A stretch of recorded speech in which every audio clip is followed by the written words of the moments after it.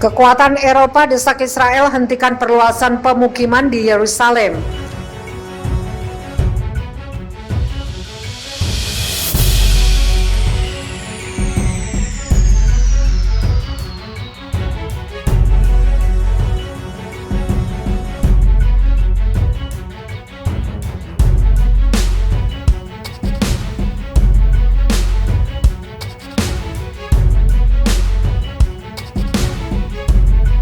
Prancis, Jerman, Italia, Spanyol, dan Inggris pada Kamis mendesak Israel untuk menghentikan pembangunan pemukiman di tepi barat yang diduduki.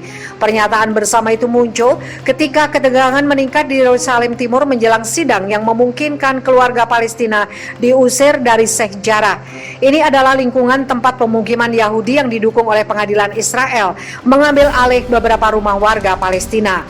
Kami mendesak pemerintah Israel untuk membatalkan keputusannya untuk memajukan pembangunan 540 unit permukiman di daerah Har Hom A di tepi barat. Mereka harus menghentikan kebijakan perluasan permukiman di seluruh wilayah pendudukan Palestina, kata negara-negara Eropa itu seperti dikutip AFP Jumat 7 Mei 2021. Jika diterapkan, keputusan untuk memajukan permukiman di Har Hom antara Yerusalem Timur dan Bethlehem akan menyebabkan kerusakan lebih lanjut pada prospek negara Palestina yang layak, jelas pernyataan itu. Yerusalem yang berisi situs-situs suci bagi Yudaisme, Islam, dan Kristen berada di jantung konflik Israel-Palestina. Israel merebut Yerusalem Timur, tepi barat, dan jalur Gaza dalam Perang 1967.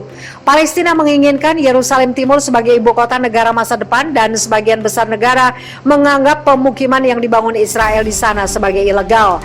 Namun Israel mengklaim semua Yerusalem sebagai ibu kotanya, mengutip hubungan Alkitabiah dan sejarah ke kota itu.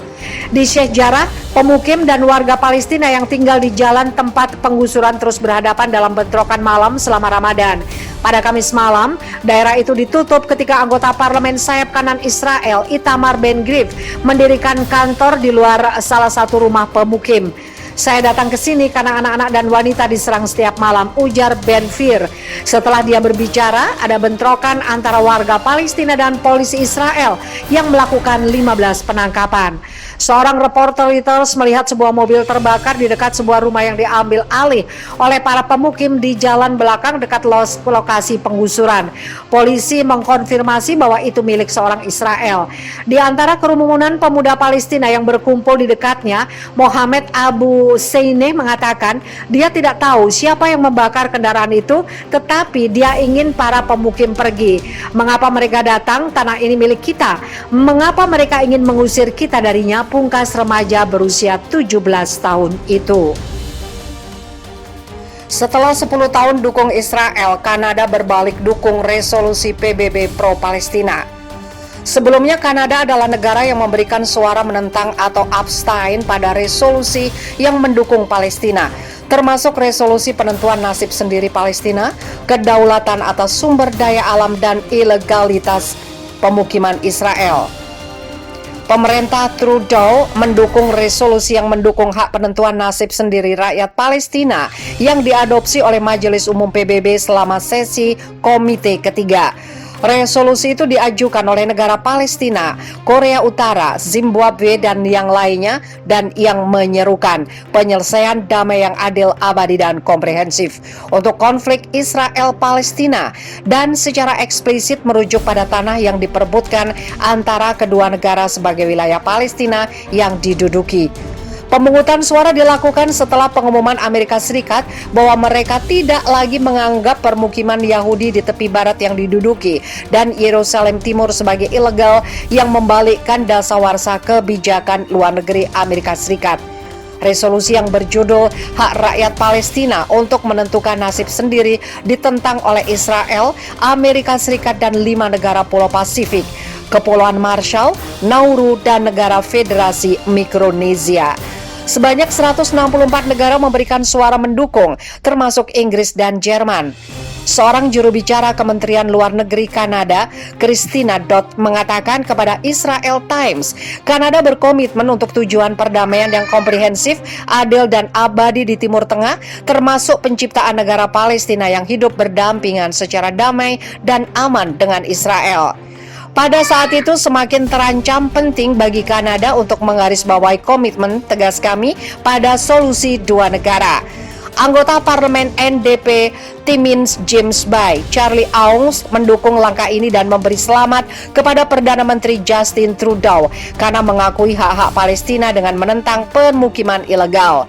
Kanada secara teratur memberikan suara menentang atau abstain pada resolusi yang mendukung Palestina, termasuk resolusi penentuan nasib sendiri Palestina, kedaulatan atas sumber daya alam dan ilegalitas pemukiman Israel. Pada November tahun lalu, Kanada bergabung dengan minoritas kecil negara termasuk Israel, Amerika Serikat, Australia, dan Kepulauan Marshall untuk memilih tidak terhadap resolusi Majelis Umum PBB berjudul Penyelesaian Damai pada Pertanyaan Palestina. Kelompok-kelompok pro-Israel menyatakan kekecewaan terhadap manuver baru Kanada. Mereka mengklaim bahwa itu adalah pengkhianatan atas dukungan kuat yang telah berlangsung lebih dari 10 tahun. Hillel Neurer, ketua pendiri KTT Jenewa untuk hak asasi manusia dan demokrasi mengatakan Trudeau memperdagangkan prinsip dasar Kanada tentang keadilan dan kesetaraan untuk kursi Dewan Keamanan PBB dan mengatakan bahwa Kanada telah bergabung dengan para serigala.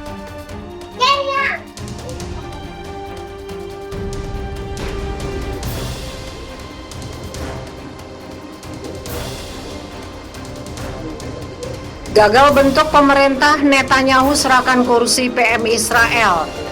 Perdana Menteri Benjamin Netanyahu mengembalikan mandat kepada Presiden Reuven Rivlin usai gagal membentuk pemerintah koalisi hingga tenggat pada Rabu 5 Mei tengah malam. Dengan kondisi ini, Netanyahu memberikan kompetitornya kesempatan untuk mengambil alih kekuasaan.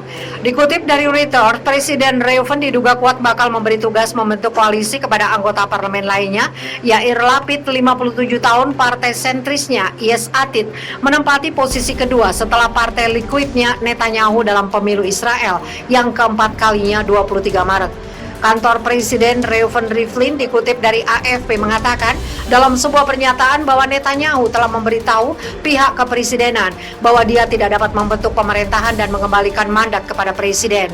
Dia mengaku akan menghubungi para pemimpin politik pada Rabu 5 Mei pagi mengenai kelanjutan proses pembentukan pemerintahan.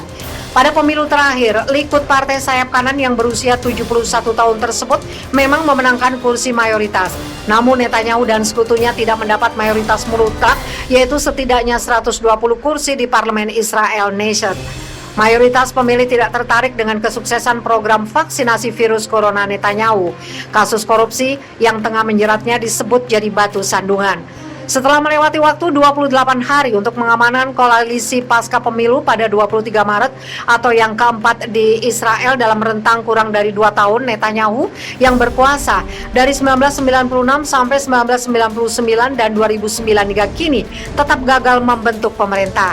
Kubu Netanyahu yang terdiri dari partai-partai sayap kanan dan keagamaan Yahudi